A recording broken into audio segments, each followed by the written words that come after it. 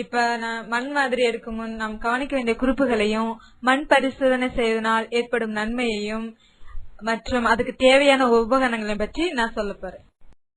அது மட்டும் இல்லாம பிரச்சனைக்குரிய நிலம் எப்படியும், அதை பற்றி சீராக்குற விதத்தை பற்றியும் மற்றும் வி வடிவ குழி பற்றியும் சொல்ல போறேன். உங்களுக்கே நல்லா தெரியும்லமா, நல்ல நல்ல நிலம் பார்த்து நாமும் விதைக்கணும்னு. அது மாதிரிதாம்மா நம்மளோட உடல் நலத்துக்கு ரத்த பரிசோதனை எவ்வளவு அவசியமோ அதே மாதிரி மண் வளத்தை பத்தி நம்ம அறிஞ்சுக்கிறதுக்கு மண் பரிசோதனை ரொம்ப அவசியமா இருக்குமா. நிலம் ரொம்ப நல்லா இருந்தா தான் பயிரோட வளர்ச்சியும் நல்ல மகசூலும் கிடைக்குமா. அம்மா, மக்கள் விரும்புறபடியெல்லாம் இப்ப என்ன இயற்கை ஒத்துழைக்கவா செய்யுது. நம்மளுக்கு தேவையான மழை சரியான நேரத்துல கூட நம்மளுக்கு கிடைக்க மாட்டேங்குது இல்லம்மா. இயற்கையை சாதகமாக்கி பயிரின் மகசூல் நம்ம அதிகரிக்கணும்னா வேளாண் தொழில்நுட்பமாக்கி அந்த மண் வளத்தை அறிஞ்சு குறைஞ்ச செலவுல நிறைந்த மகசூலை பெற வேண்டியது என்னோட அவசியமா இருக்குதுமா. எதுக்குமா மண் பரிசோதனை செய்யறோம்? நம்ம கிட்ட இருக்கு நிலம், அதுல நம்ம ஏதாவது போட்டா அது விளைய போகுது. கண்டிப்பா மண் பரிசோதனை செய்யணுமா? எதனாலமா?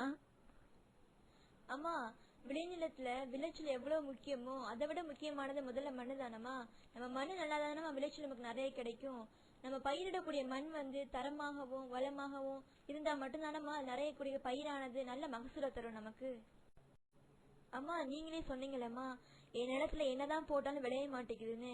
உங்க நிலத்தோட வளம் எந்த நிலையில இருக்குன்னு நமக்கு தெரிஞ்சாதான் அதற்கு ஏற்றாப்புல நம்ம மண்ணை பராமரிச்சாதான் நம்ம உற்பத்தி பெருக்க முடியுமா.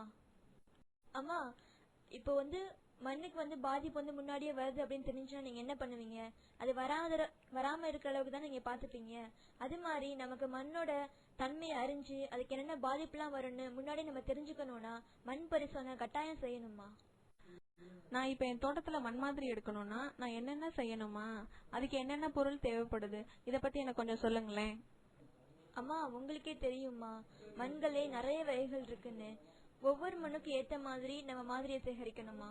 இப்ப எடுத்துட்டீங்கன்னா தோட்டக்கால், மானாவாரி மற்றும் நஞ்சு நிலங்களுக்கு தனித்தனியா மண் மாதிரி இருக்கணுமா. அம்மா, இன்னொரு விஷயத்த நீங்க நல்லா கவனிக்கணுமா. நிலத்துல மண் பரப்பு இல்லைன்னா சரிவு அதிகமா இருந்துச்சுன்னா நீங்க என்ன பண்ணணும்னா முதல்ல மேட்டு பகுதிக்கு தனியாகவும் தாழ்வான பகுதிக்கு தனியாகவும் மண் மாதிரி எடுக்கணுமா. இப்ப முன்னாடி நீங்க உங்க நிலத்துல பயிர் பண்ணிருந்தீங்கன்னு வைங்களேன், அந்த பயிர்கள் தனக்கு தேவையான சத்தை நிலத்துல இருந்து எடுத்துக்கும். அப்ப நிலத்துல இருக்க அந்த சத்துக்கள் குறைவாதான் இருக்கும். இப்ப நீங்க எடுத்துட்டீங்கன்னா கரும்பு, நெல், வாழை, மணிலா ஆகிய பயிர்கள் தனக்கு தேவையான சத்துக்கள் எடுத்துருச்சுன்னா அந்த சத்துக்கள் உங்க நிலத்துல கம்மியா இருக்கும். அதெல்லாம் பரிசோதனை பண்றதுக்கு தான் நாங்க அந்த மண்களை தனித்தனியா எடுத்துட்டு வர சொல்றோமா. நான் என் நிலத்துல மண் எடுத்து மண் பரிசோதனை செய்யணும்னா எந்தெந்த மாதிரி இடத்துல எல்லாம் நான் மண் பரிசோதனை எடுக்கலாமா? எந்த